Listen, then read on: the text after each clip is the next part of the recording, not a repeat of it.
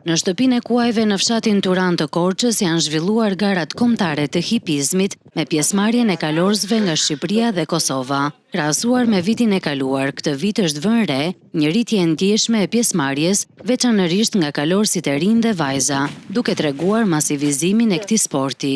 Duke parë faktin që ka më shumë fëmijë që marrin pjesë, që është një gjë shumë e rëndësishme për ne, sepse në fund fare çdo gjë fillon te vegjëlit, te fëmijët. Kjo na bën entuziazm për shpresuar për pjesëmarrje më të madhe.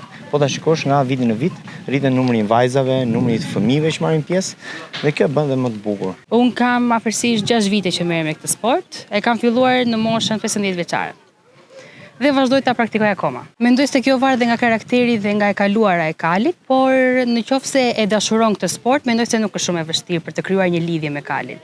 Gjithashtu edhe nëse ai do kafshët. Edhe garuesit nga Kosova kanë vënë re një zhvillim të ndjeshëm të këtij sporti në vendin e tyre, duke theksuar shtimin e fermave të kuajve dhe përhapjen e pasionit për hipizmin. Me hipizëm mirë një 10 vite me sport, tash kena fillu.